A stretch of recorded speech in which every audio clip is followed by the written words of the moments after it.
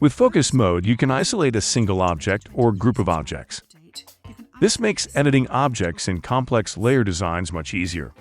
To edit only those elements of your artwork, right-click on the object you want to edit, either directly in the workspace or in the Object Stalker or Inspector, and choose Bring into Focus. This keeps the selected object in full display and full color, even if other design elements are placed above it. All other objects are faded in the background and grayed out in the Object Docker as well. Double-clicking while the Pick tool is active is another way to bring nested groups or single objects into focus. Any added objects will be added to the group currently in focus.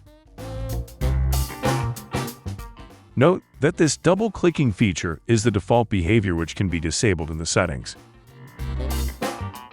And editing a focused object is easy.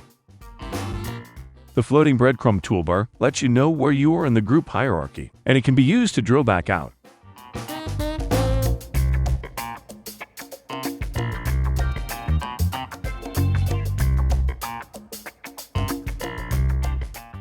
If you use focus mode on an object that's not part of a group, a temporary focus group will be created.